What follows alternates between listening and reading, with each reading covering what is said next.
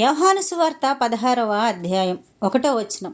మీరు అభ్యంతరపడకుండా వలనని ఈ మాటలు మీతో చెప్పుచున్నాను. 2. వారు మిమ్మును సమాజ మందిరములలో నుండి వెలివేయుదురు. మిమ్మును చంపు ప్రతి వాడు తాను దేవునికి సేవ చేయుచున్నానని అనుకొను కాలము వచ్చుచున్నది. 3. వారు తండ్రిని నన్నును తెలుసుకొనలేదు గనుక ఈలాగు చేయుదురు. 4. అవి జరుగు కాలము వచ్చినప్పుడు నేను వాటిని గూర్చి మీతో చెప్పితనని మీరు జ్ఞాపకము చేసుకొనులాగున ఈ సంగతులు మీతో చెప్పుచున్నాను. నేను మీతో కూడా ఉంటిని కనుక మొదటనే వీటిని మీతో చెప్పలేదు. 5. ఇప్పుడు నన్ను పంపిన వాని యొద్దకు వెళ్ళుచున్నాను. నీవు ఎక్కడికి వెళ్ళుచున్నావని మీలో ఎవడునూ నన్ను అడుగుటలేదు గాని. 6. నేను ఈ సంగతులు మీతో చెప్పినందుకు మీ హృదయము దుఃఖముతో నిండియున్నది. 7. అయితే నేను మీతో సత్యము చెప్పుచున్నాను. నేను వెళ్ళిపోవుట వలన మీకు ప్రయోజనకరము. నేను వెళ్ళని ఎడల ఆదరణకర్త మీ యొద్దకు రాడు. నేను వెళ్ళిన ఎడల ఆయనను మీ యొద్దకు పంపుదును.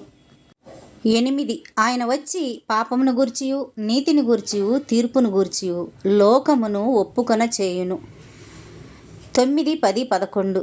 లోకులు నా యందు విశ్వాసముంచలేదు గనుక పాపమును గూర్చియు నేను తండ్రి యొద్దకు వెళ్ళుట వలన మీరిక నన్ను చూడరు గనుక నీతిని గూర్చియు ఈ లోకాధికారి తీర్పు పొంది ఉన్నాడు గనుక తీర్పును గూర్చియు ఒప్పుకొనజేయును.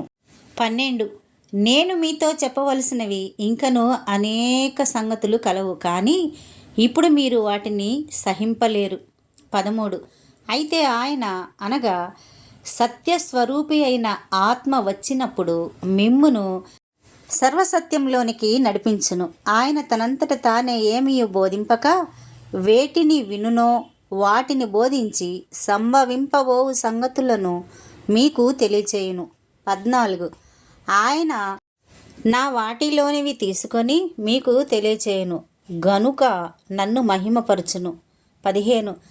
తండ్రికి కలిగినవన్నీయు నావి, అందుచేత ఆయన నా వాటిలోనివి తీసుకొని మీకు తెలియచేయునని నేను చెప్పి తిని. 16. కొంచెము కాలమైన తరువాత మీరిక నన్ను చూడరు, మరి కొంచెము కాలమునకు నన్ను చూచెదరని చెప్పెను. 17. కాబట్టి ఆయన శిష్యులలో కొందరు కొంచెము కాలమైన తరువాత నన్ను చూడరు, మరి కొంచెము కాలమునకు నన్ను చూచెదరు, నేను తండ్రి యొద్దకు వెళ్ళుచున్నాననియు ఆయన మనతో చెప్పుచున్న మాట ఏమిటని ఒకనితో ఒకరు చెప్పుకొనిరి. 18. కొంచెము కాలమని ఆయన చెప్పుచున్నదేమిటి, ఆయన చెప్పుచున్న సంగతి మనకు తెలియదని చెప్పుకొనిరి. 19. వారు తన్ను అడుగగోరుచుండిరని యేసు ఎరిగి వారితో ఇట్లనెను, కొంచెము కాలమైన తరువాత మీరు నన్ను చూడరు, మరి కొంచెం కాలమునకు నన్ను చూచెదరని నేను చెప్పిన మాటను గూర్చి మీరు ఒకనితో ఒకడు ఆలోచించుకొనుచున్నారా? 20.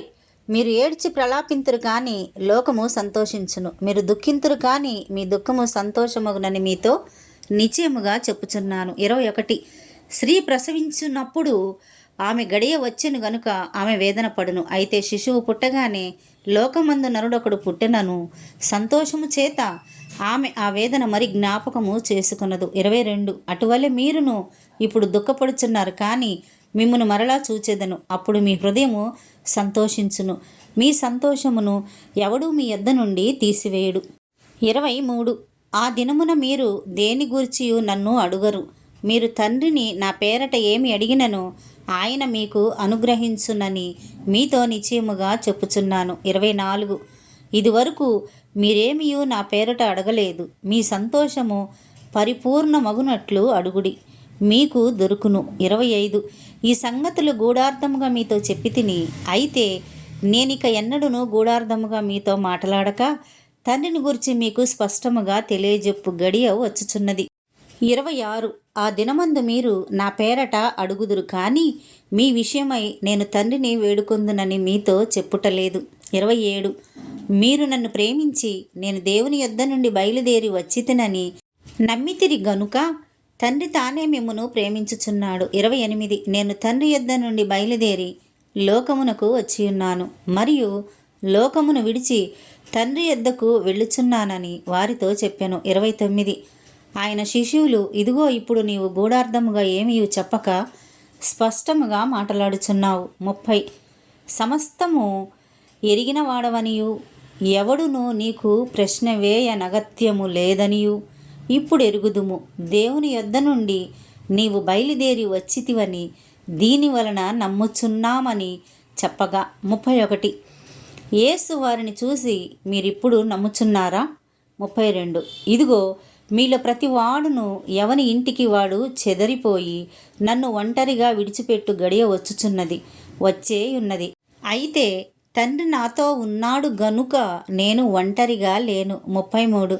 నా యందు మీకు సమాధానము కలుగునట్లు ఈ మాటలు మీతో చెప్పుచున్నాను. లోకములో మీకు శ్రమ కలుగును, అయినను ధైర్యము తెచ్చుకొనుడి, నేను లోకమును జయించి ఉన్నానెను.